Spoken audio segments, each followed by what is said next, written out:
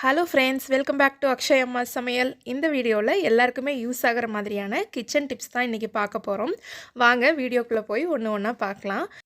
Tip number 1, நம்ம நிறைய நேரங்களில் இளநீ குடிச்சிட்டு வீட்டுக்கும் பார்சல் வாங்கிட்டு வருவோம். நம்ம என்ன தான் வந்து ஷார்ப்பான அருவாள் வச்சுருந்தாலும் இளநீ கடைக்காரர் வெட்டுற மாதிரி பர்ஃபெக்டாக நம்மளால் வெட்ட முடியாது. நம்ம ஈஸியாக கட் பண்ணுறதுக்கு இளநியோட பேக் சைட்லேயும் இந்த மாதிரி சீவி கொடுத்துருப்பாங்க.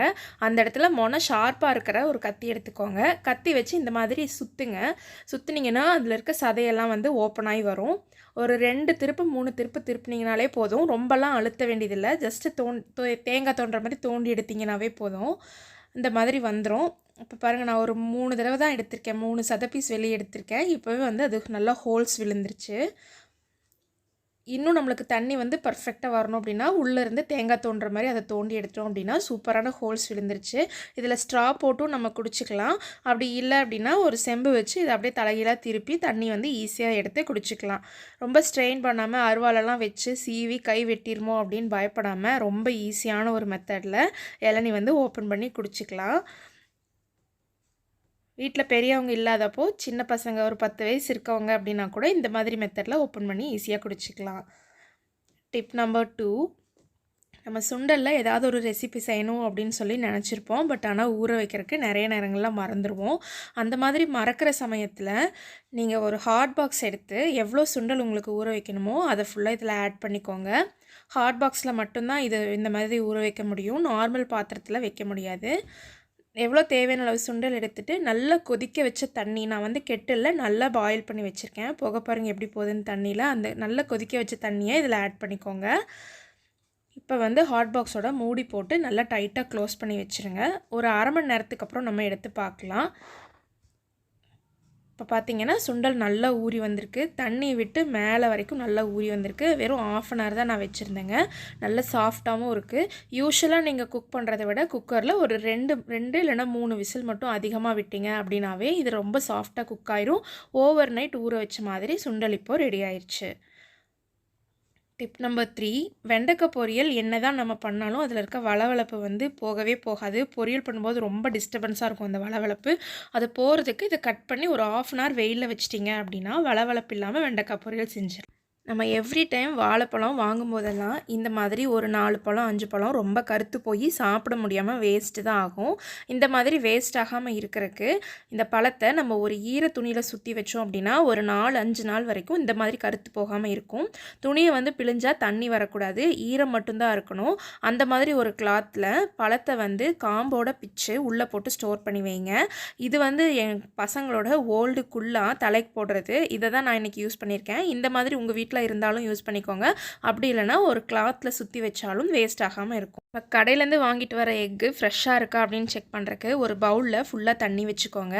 எக்கை வந்து அந்த தண்ணிக்குள்ளே போட்டிங்க அப்படின்னா அது ஸ்டாண்டிங் லைனாக நின்றுச்சு அப்படின்னா ஒரு 2-3 days பழைய எக்கு, அதை வந்து சாப்பிடலாம், பிரச்சனை இல்லை. ஃப்ரெஷ்ஷான எக்காக இருந்தால் உள்ளே வந்து ஸ்லீப்பிங் லைனாக அது வந்து படுத்துரும். எக்கு வந்து கெட்டு போயிருந்தது அப்படின்னா மேலே மிதந்து வரும். மேலே மிதந்து வந்ததுன்னா அதை யூஸே பண்ணாதீங்க. டிப் நம்பர் 6, இப்போ கடைகளில் நம்ம மல்லித்தூள் மிளகாத்தூளெல்லாம் வாங்குகிறோம். அதெல்லாம் கலப்படமாக இல்லையான்னு செக் பண்ணுறக்கு ஒரு 2 பவுல் இருந்ததுன்னா போதும். அந்த 2 பவுல்லையும் கொஞ்சமாக தண்ணி விட்டுக்கோங்க. நான் ஒன்றில் வந்து மல்லித்தூள் ஆட் பண்ணியிருக்கேன், இன்னொன்றில் வந்து மிளகாய் தூள் ஆட் பண்ணியிருக்கேன். இதை ஒரு ஸ்பூன் வச்சு நல்லா கலந்து விட்டுடலாம். கலந்து விட்டு இதுக்கு வந்து ரெஸ்டிங்க்கு ஒரு 5 minutes விட்டுடலாம். ஒரு 5 நிமிஷம் விட்டோம் அப்படின்னா இது வந்து கலப்படம் இல்லாத நல்ல பவுடராக இருந்தது அப்படின்னா அடியில் போய் ஃபுல்லாக ஸ்டோர் ஆயிரும். இன்கேஸ் இதில் வந்து கலப்படம் ஏதாவது பண்ணியிருக்காங்க அப்படின்னா இந்த தண்ணியோட தண்ணியாக கலந்து தண்ணியோட கலரையே வந்து அது சேஞ்ச் பண்ணிடும். இப்போ பார்த்தீங்கன்னா மல்லித்தூள் வந்து அடியில் போய் ஃபுல்லாக தங்கிருச்சு, நல்லா தான் இருக்குது. பட் ஆனால் மிளகாத்தூள் வந்து அந்த மாதிரி தங்கலை, தண்ணியோட கலரையே மாற்றிருச்சு. இதில் வந்து கண்டிப்பாக செங்கல் தூள் கலந்துருக்காங்க அப்படின்றத நம்ம ஈஸியாக வீட்டிலையே ஐடென்டிஃபை பண்ணிக்கலாம். டிப் நம்பர் 7, நம்ம தாளிப்பு கரண்டி வச்சு குழம்புக்கு இந்த மாதிரியெல்லாம் தாளிப்போம். கடுகு கருவேப்பிலை ஆட் பண்ணி அப்படி தாளிக்கும் போது பார்த்திங்கன்னா எண்ணெயோடு சேர்த்து கடுகு வெடிக்கும் போது கேஸ் ஃபுல்லாக ஸ்பாயில் ஆயிரும். அந்த மாதிரி ஸ்பாயில் ஆகாமல் இருக்கிறதுக்கு நீங்கள் கடுகை ஆட் பண்ணி அது வெடிக்க ஸ்டார்ட் ஆகும்போது மேலே ஹேண்டில் இருக்க மாதிரி ஒரு மூடி வச்சு அதை டைட்டாக மூடிடுங்க. இப்போ பார்த்தீங்கன்னா கடுகு வெடிக்க ஸ்டார்ட் ஆகுது. நான் ஒரு ஹேண்டில் இருக்க மாதிரி ஒரு மூடி வச்சு மூடிட்டேன். இந்த மாதிரி மூடணும் அப்படின்னா சுற்றியும் வந்து எண்ணெயும் கடுகும் தெறிக்காது, அந்த மூடியில் மட்டும்தான் தெறிக்கும். இப்போ வந்து மிளகாயும் ஆட் பண்ணி நான் க்ளோஸ் பண்ணி வச்சுட்டேன். இப்போ ஸ்டவ் ஆஃப் பண்ணிவிட்டு நம்ம ஓப்பன் பண்ணி பார்த்தோம் அப்படின்னா இந்த மூடியில் மட்டும்தான் எண்ணெயும் கடுகும் தெரிச்சிருக்கு. கேஸில் சுற்றி தெரிக்கவே இல்லை. கேஸ் வந்து ஸ்பாயில் ஆகாது. நமக்கு க்ளீன் பண்ணுற வேலை வந்து மிச்சம்தான். பாருங்கள் எப்படி இருக்குன்னு சொல்லி. டிப் நம்பர் 8, நம்ம நான்ஸ்டிக் வெசல்ஸ் எல்லாம் யூஸ் பண்ணும்போது இந்த மாதிரி மரக்கரண்டி தான் யூஸ் பண்ணுவோம். இந்த மரக்கரண்டி வந்து சீக்கிரமாக ஃபங்கஸ் வந்து ஸ்பாயில் ஆயிரும். அப்படி ஆகாமல் இருக்கிறதுக்கு நம்ம குக் பண்ணுறதுக்கு முன்னாடியும் இதில் வந்து குக்கிங் ஆயில் நம்ம எது யூஸ் பண்ணுறோமோ அதை கொஞ்சம் தடவிக்கலாம். அப்படி குக் பண்ணுறதுக்கு முன்னாடி தடவுறனால வந்து நான்ஸ்டிக் வெசல்ஸில் கீறல் விழுகாது.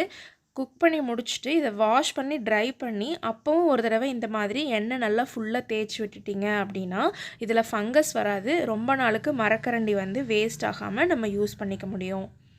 இன்றைக்கி நம்ம பார்த்த ஒவ்வொரு டிப்ஸுமே உங்களுக்கு எல்லாத்துக்கும் யூஸ்ஃபுல்லாக இருந்திருக்கும்னு நான் நம்புகிறேன். இது வேறு யாருக்கு யூஸ்ஃபுல்லாக இருக்கும்னு நினைக்கிறீங்களோ அவங்களுக்கு மறக்காமல் ஷேர் பண்ணி விடுங்க. இந்த வீடியோ பிடிச்சிருந்தா லைக் பண்ணுங்கள், ஷேர் பண்ணுங்கள், கமெண்ட் பண்ணுங்கள். நம்ம சேனலை இன்னும் சப்ஸ்கிரைப் பண்ணாதவங்க மறக்காமல் சப்ஸ்கிரைப் பண்ணிக்கோங்க. தேங்க்யூ.